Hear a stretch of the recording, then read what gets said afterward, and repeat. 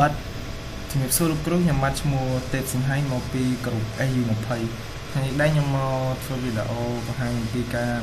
បញ្ជូនទិន្នន័យពី front end របស់យើងទៅខាង back end អញ្ចឹងនៅ front end របស់យើងមាន3 option ដែលយើងត្រូវបង្ហាញមាន add update ហើយនិង delete អញ្ចឹងខ្ញុំសូមចាប់ផ្ដើម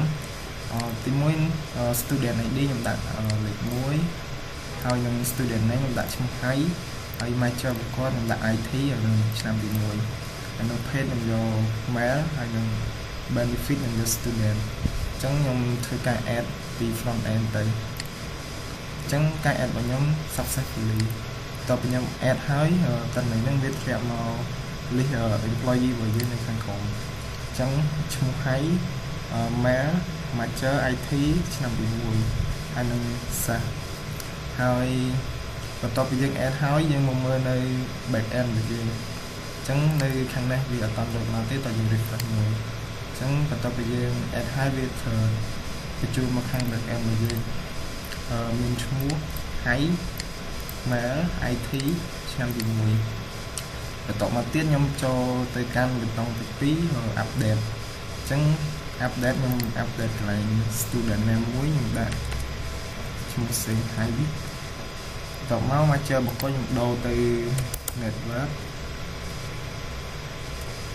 ហើយឆ្នាំនេះខ្ញុំដូរទៅឆ្នាំទី2ហើយ page និង student ហើយគាត់រស់នៅខ្ញុំដូរទៅគាត់ម្នាក់ឯងឡូវតមកខ្ញុំធ្វើការ update បន្ទាប់មក student update successfully អញ្ចឹងហើយឈ្មោះខ្ញុំដូរមិញខ្ញុំ update ពីហៃមកសេហៃ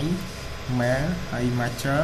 ខ្ញុំដូរពី IT មក network ហើយឆ្នាំទី2ហើយ student ហើយនឹងកន្លែងគាត់រស់នៅម្នាក់ឯងអញ្ចឹងវា update ហើយយើងកន្លែងមកមើលខាង back end របស់យើងវិញនេះវាប្រែប្រួលដែរអញ្ចឹងពីឈ្មោះហៃមកសេហៃហើយ mail ត្រែហើយដូរពី IT មកខាង network ឆ្នាំទី2ហើយនឹងការរស់នៅម្នាក់ឯងអញ្ចឹងតើតើមួយ update success ហើយអញ្ចឹងចូលមកដល់ការ delete អញ្ចឹង delete យើងចុចនៅកន្លែង list employee របស់យើងចុចលើឈ្មោះនឹងមួយមកបន្ទាប់មកយើងចុចប៊ូតុង delete អញ្ចឹង student delete successfully មកយើងអូខេអញ្ចឹងវាបាត់ពីតារាង list របស់យើងនៅខាង front end ដល់ពេលនៅ back end របស់យើងនេះវាចេញ deleted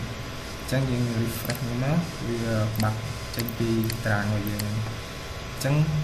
ការបង្ហាញ add delete ហើយនឹង update របស់ខ្ញុំរួចរាល់ជំរាបលាលោកគ្រូ